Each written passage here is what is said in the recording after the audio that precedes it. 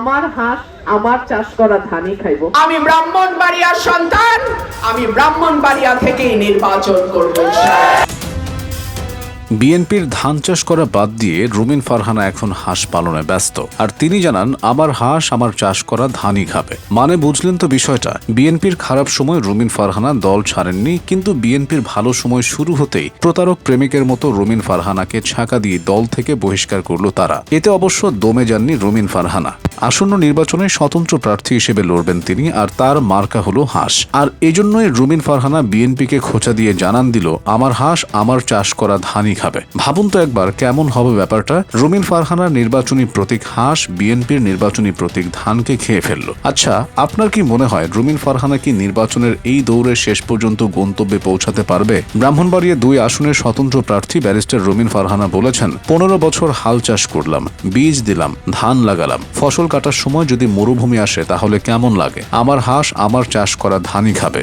24 জানুয়ারি শনিবার বিকেলে সরাইল উপজেলার শাহবাজপুরে এক পথসভায় তিনি এসব কথা বলেন। রুমিন ফারহানা বলেন, আপনারা ভোট কেন্দ্র পাহারায় থাকবেন, একটা জাল ভোট যেন কেউ দিতে না পারে, আমার একটা হাঁসও যেন কোনো শিয়াল চুরি না করে, গুনে গুনে হাঁস আপনারা খোয়ারে তুলবেন। তিনি বলেন, এবার সাধারণ মানুষের প্রতীক, জনতার প্রতীক হলো হাঁস। এটা কোনো দলের প্রতীক নয়, কোনো বিশেষ গোষ্ঠীর প্রতীকও নয়। হাঁস মার্কা উন্নয়নের মার্কা, গণতন্ত্রের মার্কা, সাহসের মার্কা, সততার মার্কা এবং অন্যায়ের বিরুদ্ধে রুখে দাঁড়ানোর মার্কা। রুমিন ফারহানা বলেন, এটা সংসদের 300 এমপির বিরুদ্ধে একা লড়াই করার মার্কা। এটা কোনো নেতার মার্কা না, কোনো হাইকমান্ডের মার্কা না, এটা সাধারণ মানুষের মার্কা। নেতাকর্মীদের উদ্দেশ্যে তিনি বলেন, আপনারা 12 তারিখ সারা দিন রাত ভোট গণনা শেষ হওয়া পর্যন্ত কেন্দ্র পাহারায় থাকবেন। আপনারাই আমার ভোটের হেফাজতকারী। একটা দিন আমার জন্য কষ্ট করেন। আগামী 5 বছর এই 2 উপজেলাকে উন্নয়নের রোল মডেল হিসেবে গড়ে তুলব। পথসভায় গ্যাস সংকটের বিষয় তুলে ধরে রুমিন ফারহানা বলেন, আমার মা বোনেরা আমাকে গ্যাসের কথা বলেছেন। ব্রাহ্মণবাড়িয়ায় হাজার নেতা এসেছেন, হাজার নেতা গেছেন, কিন্তু তারা ব্রাহ্মণবাড়িয়ার দিকে নজর দেননি। এখানকার মানুষের কষ্টকে প্রাধান্য দিয়ে যথাযথ ব্যবস্থা নেননি। এবার সুদিন ফিরবে। ব্রাহ্মণবাড়িয়ার গ্যাস আগে পাবে ব্রাহ্মণবাড়িয়ার মানুষ, তারপর যাবে দেশের অন্য এলাকায়। রুমিন ফারহানা ছিলেন বিএনপির দুঃসময়ের বন্ধু, কিন্তু সেই বিএনপি বেগম খালেদা জিয়ার তিনি দল থেকে তাকে বহিষ্কার করে। বিএনপির জ্যেষ্ঠ যুগ্ম মহাসচিব রুহুল কবির রিজভীর স্বাক্ষরিত এক সংবাদ বিজ্ঞপ্তিতে এ তথ্য জানানো হয়েছিল। দলীয় সিদ্ধান্ত অমান্য করে সাংগঠনিক কর্মকাণ্ড পরিচালনা করায়